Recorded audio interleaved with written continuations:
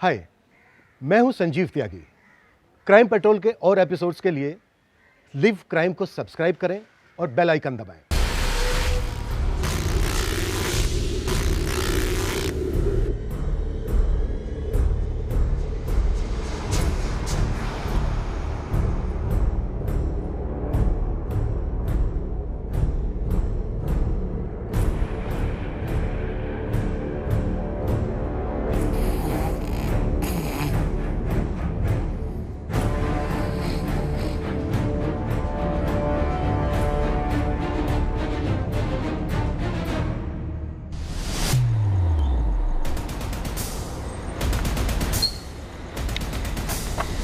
सुन, तू यहीं रुक, मैं काम करके आता हूँ।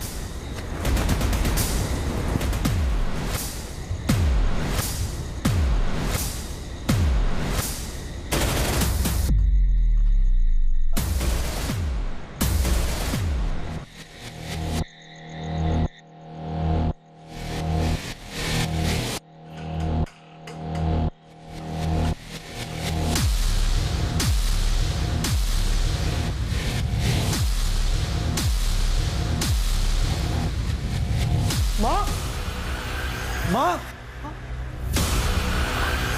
कौन है? कौन है?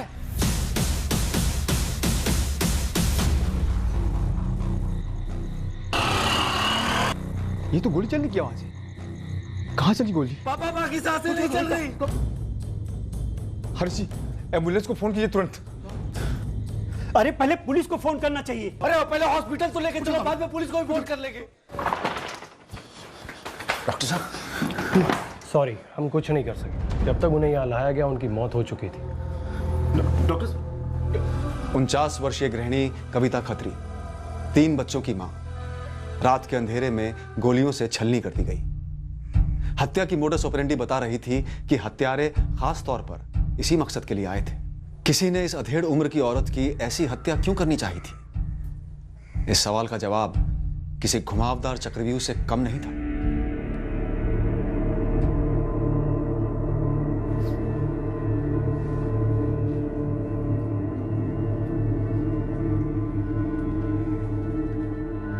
सर, मैं यही नीचे ही सोया हुआ था। सर, मैं अपने कमरे में सोया हुआ था। आप दोनों में से किसी ने भी शूटर को नहीं देखा?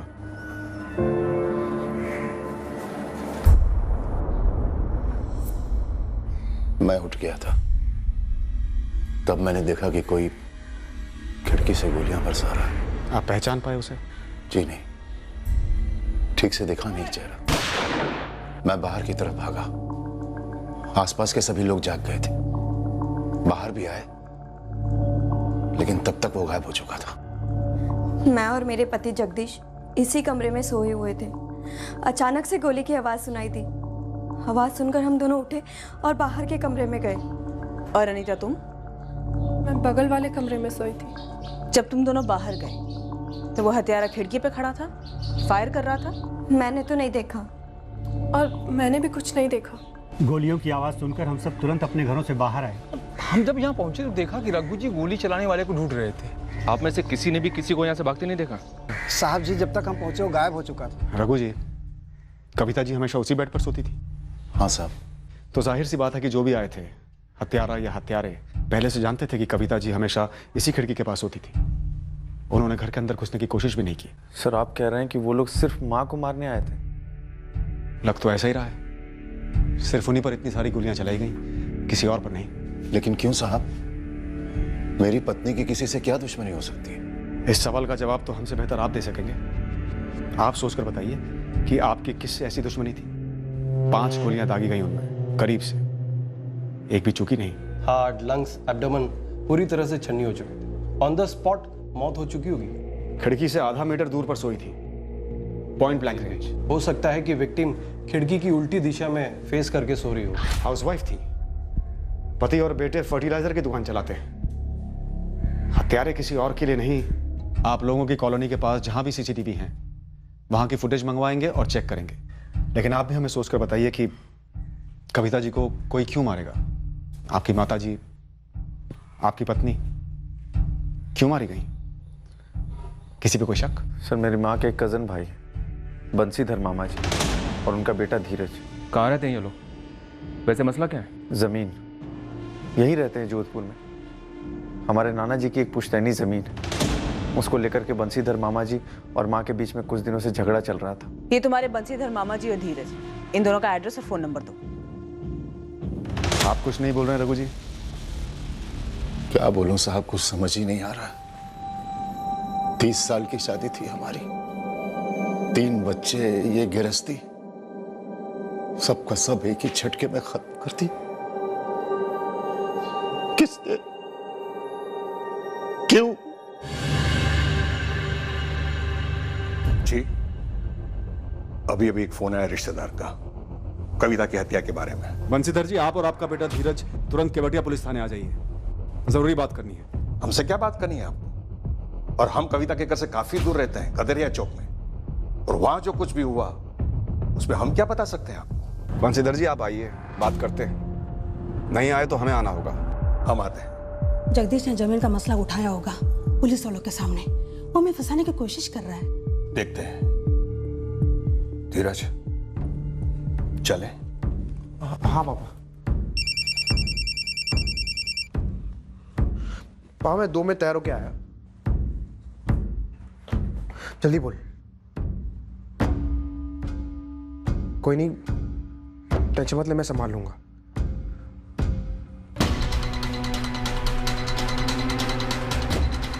चाचा, अकबर।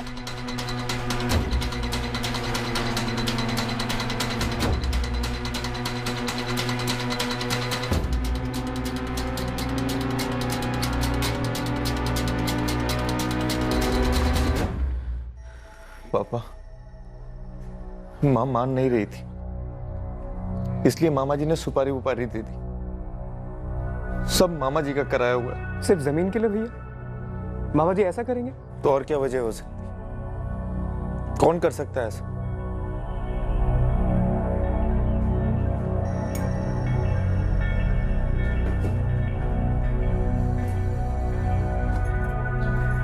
अनीता, तुम गलत कप निकाल रही हो।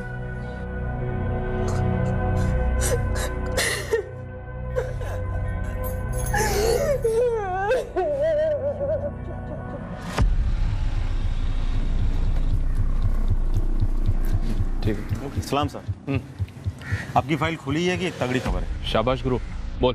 2 पेशेवर शूटर यहाँ जोधपुर में परसों पधारे थे, अब हवा हो गए।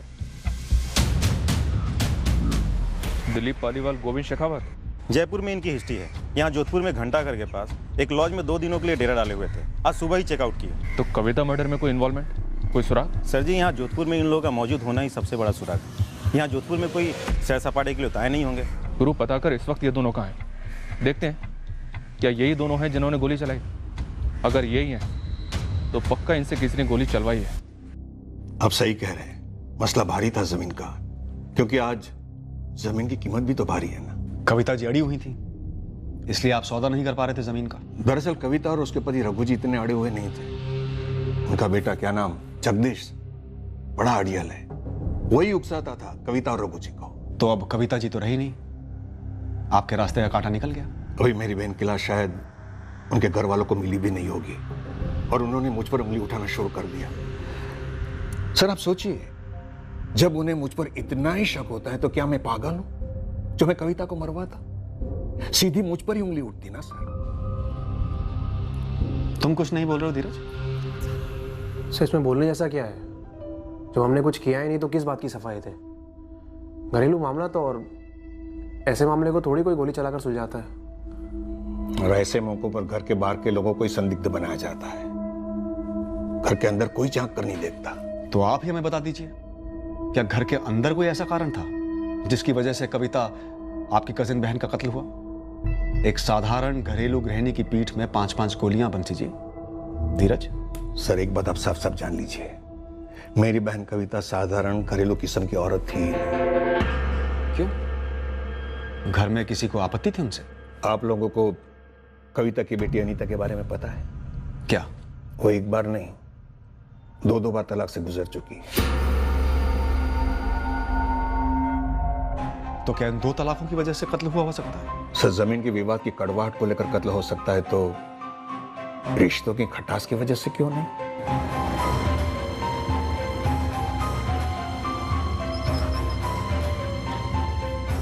ये दोनों दिलीप और गोविंद 100% तो नहीं बोल सकता, लेकिन यही शामिल है इस कांड में। अनिल, सुपारी किसने दी?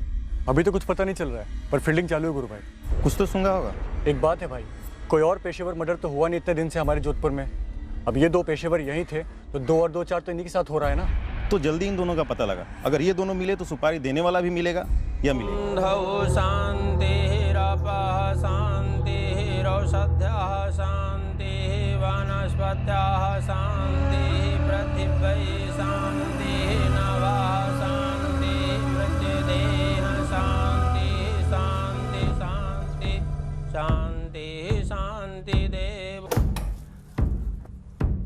अभी के लिए तो बात टल गई, लेकिन कब तक?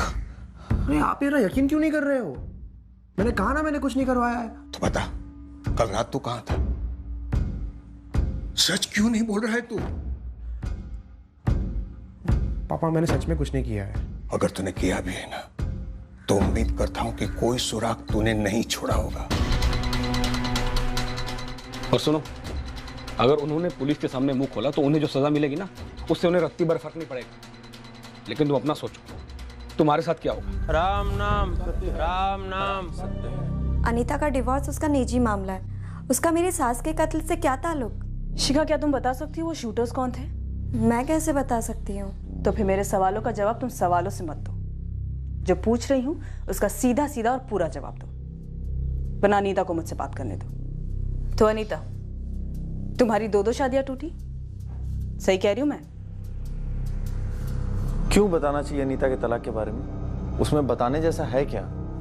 छुपाने जैसा क्या है जगदीश? सर, हमने कुछ छुपाया नहीं। तो फिर बताया क्यों नहीं? लेकिन आपने कुछ पूछा भी तो नहीं साहब। और बताने जैसा कुछ है भी तो नहीं पापा। है जगदीश, परिवार में जो कुछ भी हुआ हो वो बताना जरूरी है मर्डर केस में। कहां की रंजिश कौन किस पर निकालेगा ये कोई नहीं कह सकता। हम पूछे ना पूछे, लेकिन आपको हर चीज बतानी है। अनीता की पहली शादी हुई 2012 में विजय राठौर के साथ, और उसका तलाक हुआ 2014 में। उसके बाद उसकी दूसरी शादी कराई 2015 में ईश्वर सोनी के साथ। तलाक पिछले साल हुआ 2017 में। दोनों टाइम तलाक का कारण क्या था? उसका पहला पति विजय राठौड़ पियक्कड़ बन गया था, मारता पीटता था। और दूसरा पति ईश्वर सोनी, वो तो उस विजय से भी गया गुजरा था सर। लाटू से पाला है हमने अनीता को, जानवरों से बदतर सलूक होता था उसके साथ। जब वो सह नहीं पाई तब बोली हमसे। सर, क्या आप लोगों को विजय और ईश्वर के खिलाफ कुछ मिला है? क्या उन लोगों ने हमला कराया मेरी माँ पे? कोई कारण था उनके पास तुम्हारी माँ पे हमला करवाने का? डिवोर्स से नाखुश थे? वैसे डिवोर्स लेने का फैसला किसका था? क्या बात है जगदीश? रघु जी? अनीता, तू उस घर में अब कदम भी नहीं रखेगी। हम तलाक की मांग करेंगे। बात करते हैं ना विजय से और उसके परिवार से, वादा लेते हैं उससे कि वो अनीता के ऊपर कभी हाथ नहीं उठाएगा। इस तरीके से तलाक करवा के इसका घर नहीं उजाड़ना हमें। वो घर घर होता है क्या, जहाँ पति अपनी पत्नी को इस तरह से पीटे? माँ, कुछ लेन देन चाहते होंगे, ना खुश रहे होंगे शादी में। जो मांगे हैं पूरी कर देंगे, सब सही हो जाएगा। मैं खुल के बात करता हूँ विजय से। विजय को अगर कुछ चाहिए था ना, तो हिम्मत करके मांगता हमसे। ये कोई तरीका है मांगने का? और बात सिर्फ दहेज की होती ना, तो अनीता अब तक कुछ ना कुछ जरूर बता चुकी होती। कविता, तलाक हर मसले का हल नहीं होता, बहुत महंगा पड़ेगा समाज में, हम सबको, अनीता को। अरे बाहर में जाए ऐसा समाज। जब मेरी बेटी पर कोई हाथ उठा रहा था और समाज आकर उस हाथ को ना रोक सके, तो मुझे कोई लेना देना नहीं ऐसे समाज से। बहुत सहा है मेरी बच्ची ने, बस अब और नहीं।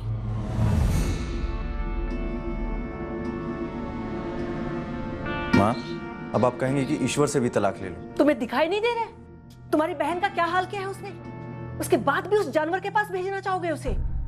शिखा, अगर जगदीश तुम्हें इस तरह से मारता पीटता तो तुम सह लेती? नहीं सहती माँ जी, गलत है ये तो। कविता, बड़ी मेहनत करके दूसरी शादी करवाई है अनीता की। तो हम और मेहनत करेंगे और तीसरी शादी करवाएंगे। विजय और ईश्वर गलत थे, इसके लिए गलती हमारी थी, हमने चुना, लेकिन इस बार सही चुनेंगे। ऐसे भी बिरादरी में इतनी बदनामी हो चुकी है। जब मेरी बेटी घर के अंदर दर्द से कराह रही थी तो बिरादरी आई थी उसका हालचाल पूछने के लिए। सुनो जी, हमारे जमाने में औरतों ने बहुत कुछ सहा है, लेकिन अब नहीं। हमारे जमाने में? मैंने तुम पर कभी हाथ उठाया कविता? नहीं जी, ये तो मेरी किस्मत अच्छी थी जो इतना प्यार और इज्जत देने वाला पति मिला। लेकिन मैं चाहती हूँ कि जगदीश भी शिखा के साथ में ऐसे ही पेश आए, और जब पंकज की शादी हो तो वो भी अपनी पत्नी के साथ में ऐसे ही पेश आए, और अनीता का तीसरा पति भी ऐसे ही पेश आए। 2 बार तलाक हुई औरत को हमारे इस शहर में एक अच्छा आदमी मिलना मुश्किल ही नहीं नामुमकिन है। जब तक अनीता के लिए सीधा ढंग का इंसान नहीं मिल जाता है ना, अनीता यहीं रहेगी हमारे साथ। जगदीश, वकील को बुलाओ, तलाक का नोटिस भिजवा दो ईश्वर को। चट्टान की तरह मेरे साथ खड़ी रही माँ, हमेशा।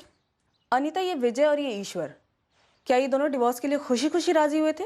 वो तो नहीं पता मैडम, मुझे इतना पता है कि वो दोनों मुझसे कभी खुश नहीं थे। रघु जी, आपकी पत्नी कविता जी एक मजबूत औरत थी। घर की नींव थी वो, छत भी थी। कविता मुश्किल फैसले बहुत सही तरीके से लेती थी, जो मैं कभी नहीं ले पाता। वाकई बहुत मजबूत औरत थी। हम सबकी ताकत थी वो।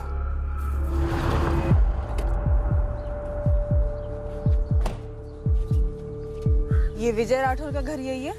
जी, मैं माँ हूँ विजय की। क्यों मिलना है? क्या आपको पता है कि विजय राठौर की भूतपूर्व सास कविता खत्री, उनका मर्डर हो गया है? जी, पता चला। किसी ने बताया? मुझे इसी सिलसिले में विजय से बात करनी है। कहाँ है वो? काश आप ऐसा कर सकते। क्या मतलब? मेरे बेटे को गुजरे 2 साल हो चुके हैं।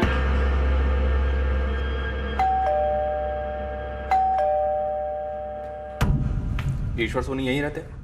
जी हाँ, मैंने पढ़ा था अखबार में कविता जी के बारे में। कभी सास थी तुम्हारी? 1 साल पहले। 13 जून की रात मर्डर हुआ। उस रात को तुम कहाँ थे ईश्वर? मैं यहीं था सर, अपने घर पर आपको क्या लगता है इस सब में मेरा हाथ है क्या तुम्हारा? 2017 में मेरा तलाक हुआ था अनीता से, इस कविता खत्री की बेटी से। ये योगिता, मेरी वाइफ। 8 महीने पहले हमने शादी की है। हम खुश हैं सर। और कत्ल वतल करके मैं अपने पैरों पे कुल्हाड़ी क्यों मारूंगा? वो लोग मेरे लिए कोई मायने नहीं रखते, पिछली जिंदगी जैसे।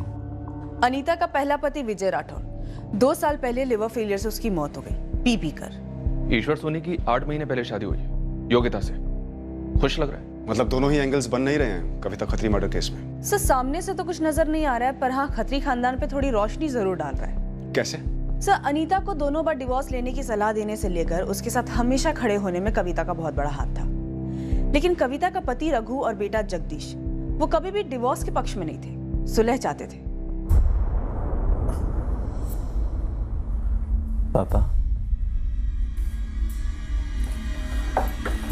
पापा, ये वक्त मजबूत रहने का है।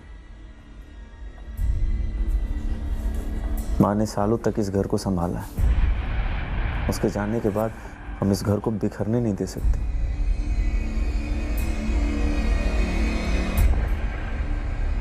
तुम इनसाइड जॉब की तरफ इशारा कर रही हो?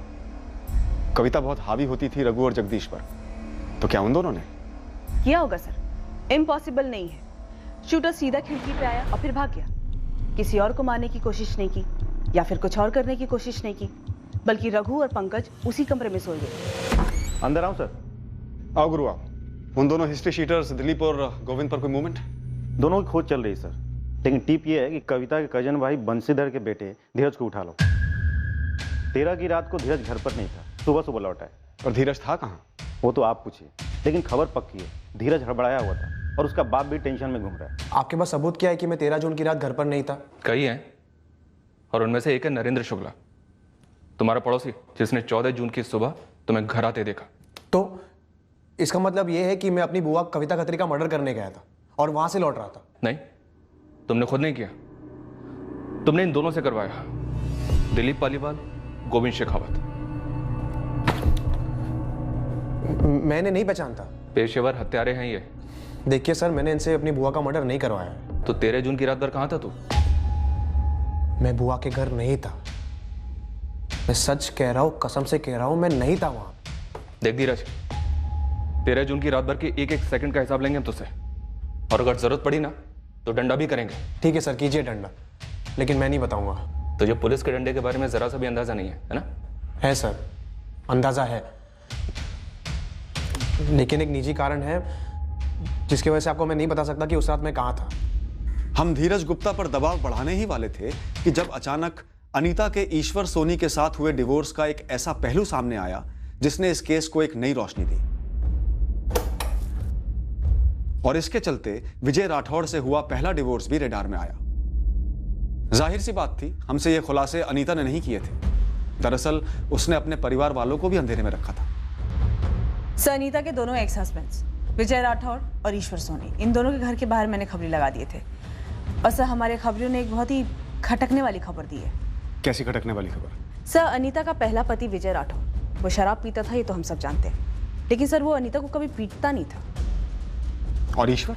एक भी पड़ोसी ऐसा नहीं मिला जिसने कहा कि ईश्वर अपनी पत्नी को पीटता था, या फिर ईश्वर ऐसा आदमी हो जो अपनी पत्नी को पीट सके। और ऊपर से ये बात भी कही कि ईश्वर की दूसरी पत्नी योगिता, वो उसके साथ काफी खुश है। ओह, तो इसका मतलब खत्री परिवार ने कविता के बारे में हमसे झूठ बोला, या फिर अनीता ने खत्री परिवार से मारपीट का झूठ बोला। सर, मुझे किसी सीनियर ऑफिसर से बात करनी है। कौन हो तुम और क्या बात है? मैम, मेरा नाम श्रुति मौर्य है और मैंने सुना है आप लोगों ने धीरज को अरेस्ट किया है। क्या कहना है तुम्हें? सर, मैम, धीरज आपसे कभी सच नहीं बोलेगा। कौन सा सच?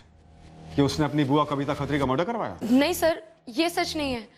सच ये है कि 13 जून की रात मेरे मम्मी पापा घर पे नहीं थे और धीरज मेरा बॉयफ्रेंड है, तो आप समझ रहे हैं ना? सर, किसी भी सूरत में मम्मी पापा को नहीं पता चलना चाहिए कि मैं उसका श्रुति के घर था। सर, हम अलग अलग कास्ट से हैं और एक दूसरे से बहुत प्यार करते हैं, और अगर ये बात उन्हें पता लगी तो वो हम दोनों को जान से मार डालेंगे। सर, मैं नहीं चाह रहा था कि श्रुति का नाम सामने आए, इसलिए कुछ बोल नहीं रहा था मैं। सर, हम सच कह रहे हैं। धीरज, जब तक हम ना कहें तुम जोधपुर छोड़कर बाहर नहीं जाओगे।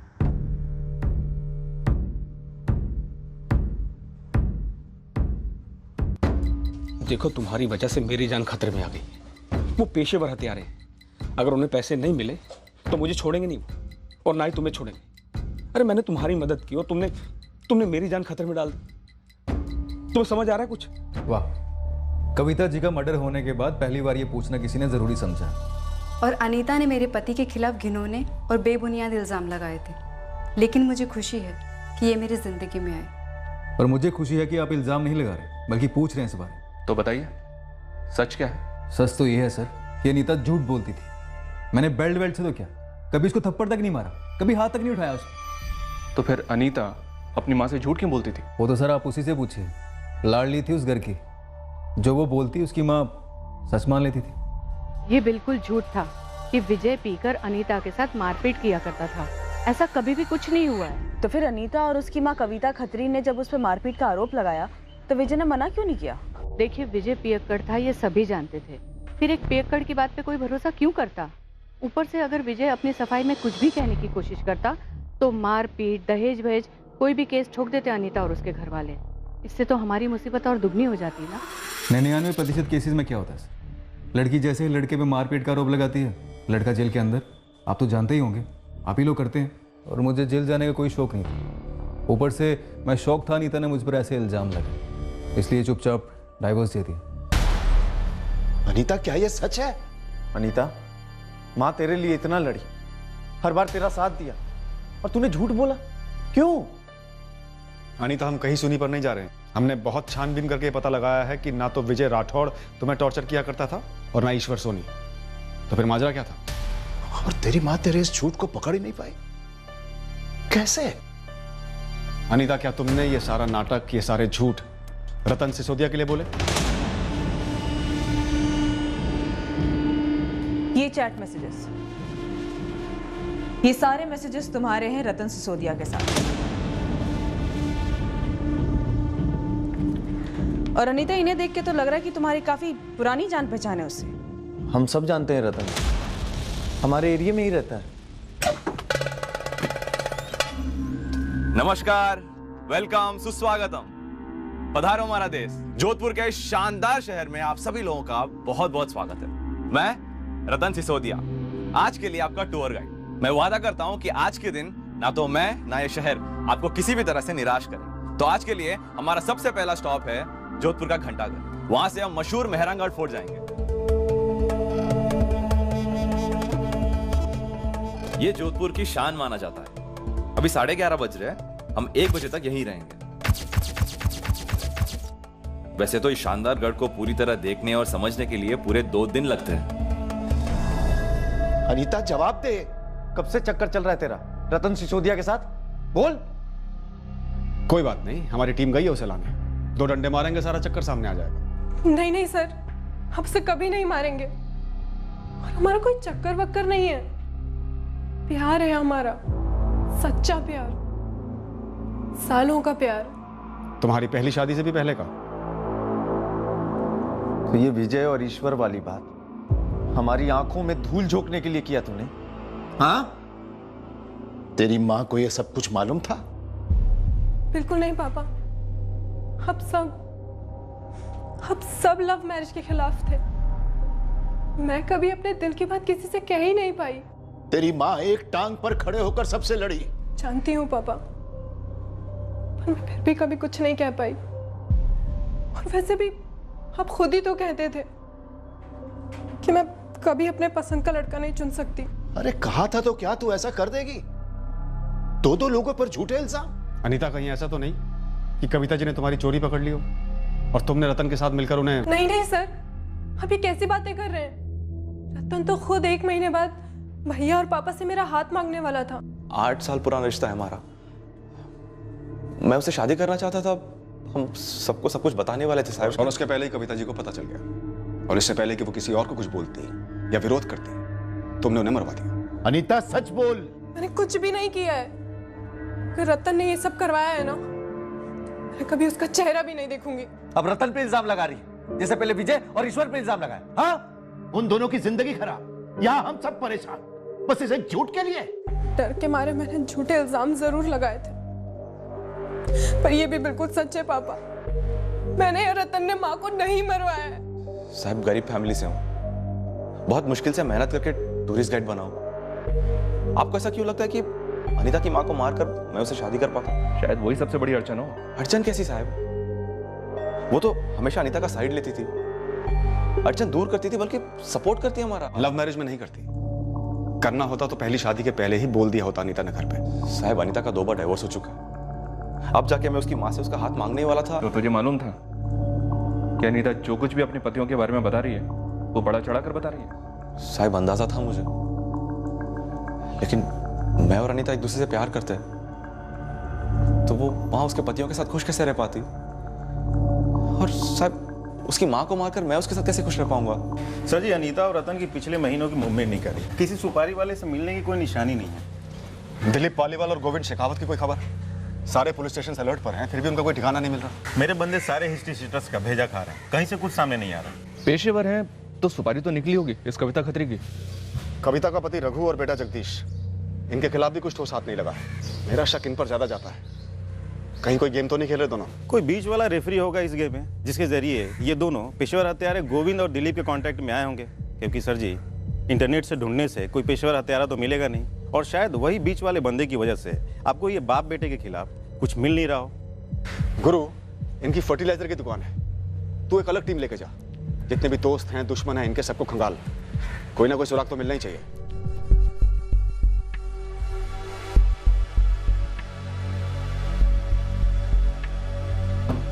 शिखा जी, क्या तुम्हें भी नहीं पता था कि अनीता और रतन के बीच में ऐसा कुछ चल रहा है? मुझे कैसे पता होता? ये सब कुछ अब जाकर तो सामने आ रहा है, और अगर मुझे पता होता तो क्या मैं आपको नहीं बताती? देखो, अगर गलती से भी पुलिस वाले तुमसे पूछे तो तुम पुलिस वालों को भी यही जवाब देना कि तुम्हें पता नहीं था।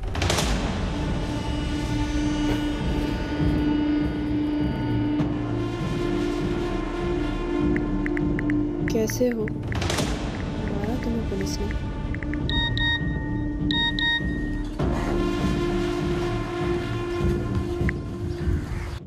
नहीं, लेकिन मैसेज करना बंद करो।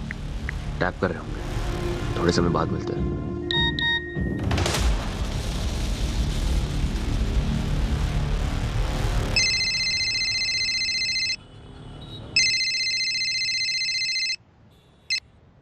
हेलो, मैं केवटिया पुलिस थाने जोधपुर से बोल रही हूँ। आप कौन बोल रही हैं? जी, मैं हिना कुरैशी बोल रही हूँ। कहाँ से बोल रही हैं आप? जैसलमेर से। रतन सिसोदिया को जानती हो? जी जानती हूँ मैडम, टूरिस्ट गाइड है।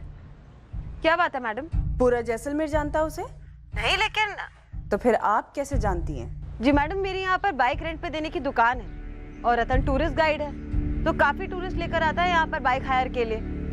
पर आप क्यों पूछ रही हैं? काफी बातें होती हैं आपकी रतन से फोन पर। ओह मैडम, क्या मतलब है आपका? हाँ, यहाँ मेरे पास 1 दर्जन बाइक है और मेरे शौहर आमिर कुरैशी की किले के अंदर आर्टिफैक्ट की एयर कंडीशन दुकान।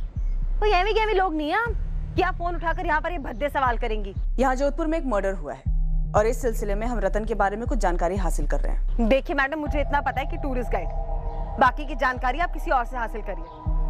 बहुत काम है इधर, रखती हूँ।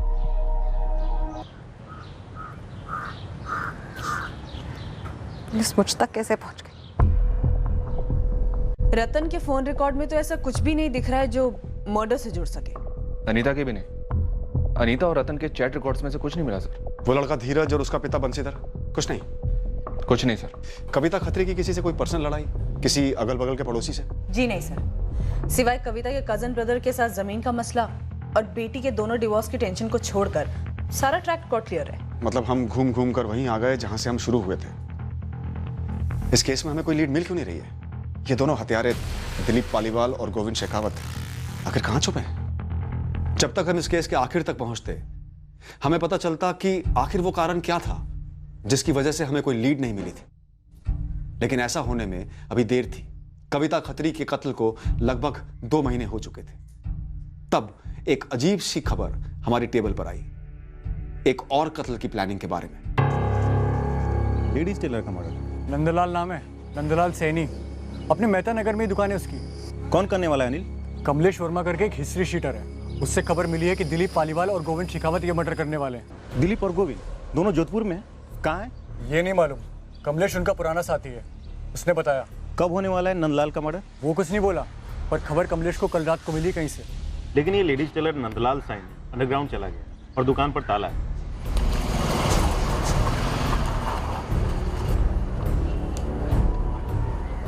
फोन भी बंद है और मोहल्ले में किसी को कुछ नहीं पता है कि ये नंदलाल गायब कहाँ होंगे। फिर इससे पहले नंदलाल को टिप मिली होगी कि दिलीप और गोविंद आ रहे हैं उसके लिए। पर ये दोनों लेडीज टेलर को क्यों मारने वाले हैं? किसी लेडीज पे कोई हाथ डाला क्या? उसी टाइप की कोई दुश्मनी निकाल रहे हैं? पता नहीं सर, और ये भी नहीं पता कि मारने का कब प्लान है। अगर प्लान बना है इनका तो ये दोनों दिलीप और गोविंद या तो जोधपुर आ चुके हैं या आने वाले हैं। फैल जाओ सब, चप्पा चप्पा छान मारो। वैसे भी हमें दिलीप और गोविंद चाहिए चाहिए। कविता मर्डर केस में खोट डालो पूरे शहर को इन सालों के लिए।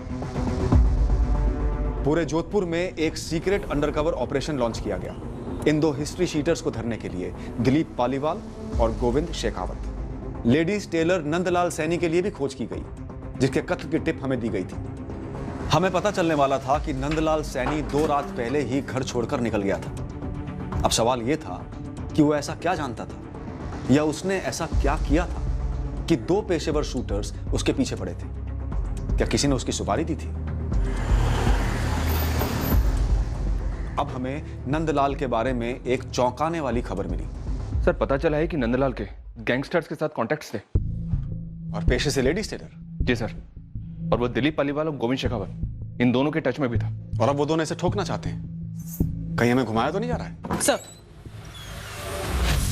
सर, दिलीप और गोविंद का पुराना साथी कमलेश वर्मा काफी कुछ जानता है ये दिलीप और गोविंद के बारे में। उमेद भवन रोड पे एक गेस्ट हाउस में छुपा हुआ है। सर, पहली टिप इसी ने दी कि नंदलाल को खतरा है इन दोनों से। उठा लो इस कमलेश वर्मा को, कम से कम इस कत्ल का असली कारण तो मालूम चले। हमें नहीं पता तू हमारे किस काम का है कमलेश, लेकिन अगर काम का नहीं निकला ना तो फिर तेरा कोई काम नहीं है दुनिया में। सब घोड़ा हटाइए, बताता हूं, काम की बात है। सर, कल आपको दिलीप और गोविंद तक पहुंचा दूंगा। हमने सुना नंदलाल से जान पहचान थी इन दोनों की, तो फिर दुश्मनी कैसे हो गई? उन लोगों में जान पहचान इसलिए थी क्योंकि नंदलाल एजेंट जैसा था। किसी काम की सुपारी दी थी नंदलाल ने उन्हें, पूरी रकम पकड़ा नहीं रहा था। किसकी सुपारी थी? वो जो लेडीज को ठोका था ना बसेरा कॉलोनी में। बसेरा कॉलोनी में? वो कविता खत्री मर्डर केस? जी जी वही। नंदलाल ने कविता की सुपारी निकाली? सुना तो यही है, क्यों निकाली मुझे नहीं पता साहब। हम किसी नंदलाल टेलर को नहीं जानते। ना, मैं भी नहीं जानती। मैं भी नहीं जानती। रघु जी, हमें पता चला है कि इसी लेडीज टेलर नंदलाल सैनी ने आपकी पत्नी कविता जी की सुपारी निकाली। पर क्यों? हम में से किसे दुश्मनी है उसकी? फिलहाल हम सिर्फ इतना ही जानते हैं, लेकिन बहुत जल्द हथियारे हमारे हाथ में होंगे और हमें पता चलेगा कि कविता जी की सुपारी किसने दी थी। सब मैं नंदलाल सैनी की कॉल हिस्ट्री छाट रही थी। एक अजीब कनेक्शन मिला।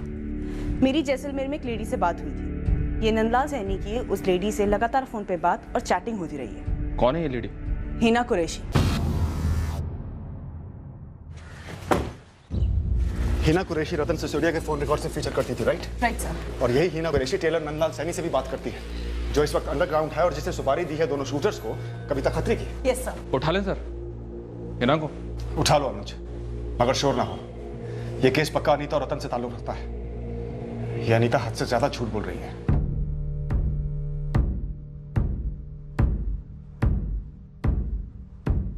माँ जी ने कभी तुमसे जिक्र किया था इस नंदलाल टेलर का? नहीं, मुझे तो कभी कुछ नहीं कहा। फिर ऐसी भी क्या दुश्मनी रही होगी उसकी माँ जी से?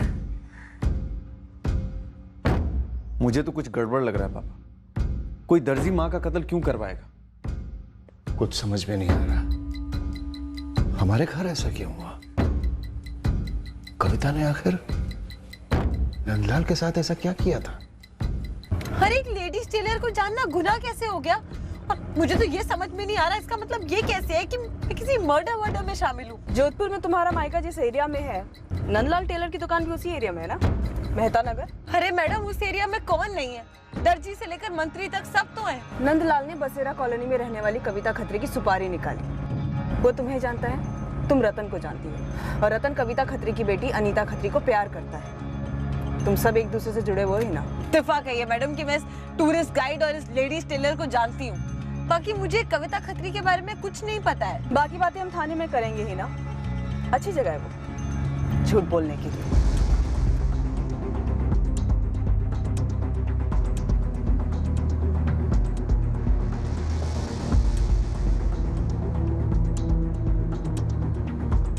हिस्ट्री शीटर कमलेश वर्मा ने हमें गोविंद शेखावत और दिलीप पालीवाल की एग्जैक्ट लोकेशन दी और तुरंत हमने दोनों को हिरासत में ले लिया।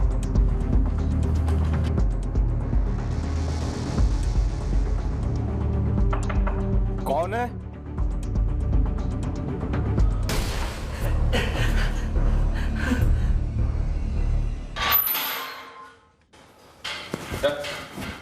इस केस के सारे खिलाड़ी अब हाथ में थे। अब इस केस की हकीकत सामने आने वाली थी, जो हमारे होश उड़ाने वाली थी। चल लेडीज टेलर, अब पूरी कहानी बता। क्यों दी सुपारी? ये दिलीप और गोविंद का एंगल तो क्लियर है, इन्होंने ट्रिगर दबाया। अपना और हिना का एंगल बता। चल। ये हिना तो कह रही है कि इसका इस मर्डर से कुछ लेना देना नहीं है। अरे साहब, जो कुछ भी लेना देना है सब इसी का है। झूठ बोल रहा है साहब ये। मेरी उस कविता खत्री से कोई दुश्मनी नहीं थी साहब। मालिक आप तो जानते हैं कि हमारी निजी दुश्मनी थी नहीं। हमने तो बस अपना काम किया, हमने घोड़ा दबाया बस। और साहब वही तो इस पूरे माजरे की जड़ है। ये भाई लोगों ने गलत निशाने पे दबा दिया घोड़ा। गलत निशाना? मालिक 13 की सुबह हम उसके घर के बाहर गए थे, मैं और नंदलाल।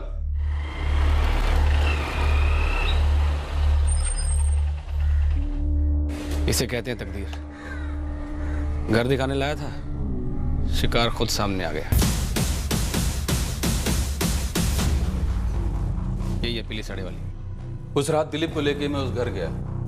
प्लान था कि घर के अंदर जाकर पीली साड़ी वाली को देखकर निशाना लगाना है, लेकिन साहब खिड़की से झांक कर देखा कि पीली साड़ी वाली तो खिड़की के पास ही सो रही थी। मैंने बोला तकदीर देखो।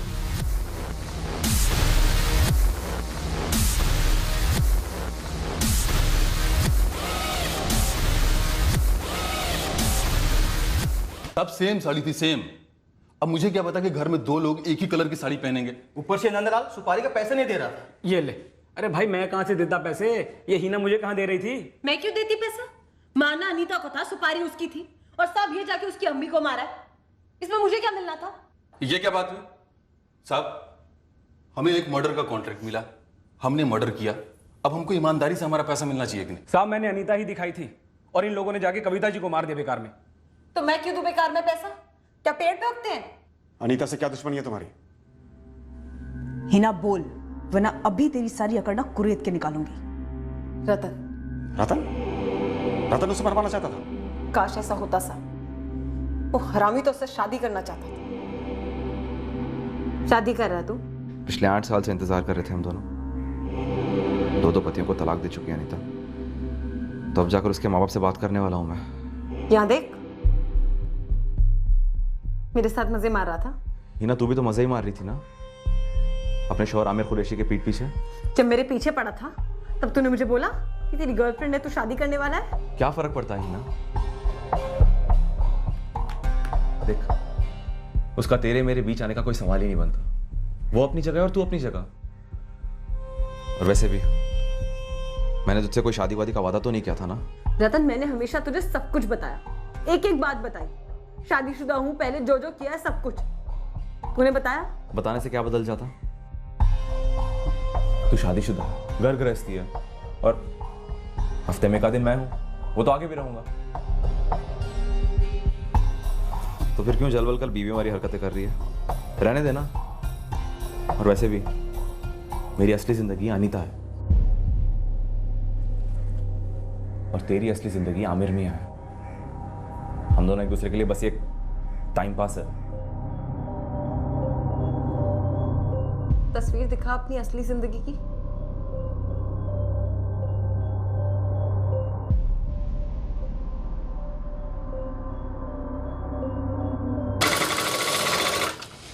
कौन है जिसने तुझे इतना परेशान कर रखा है?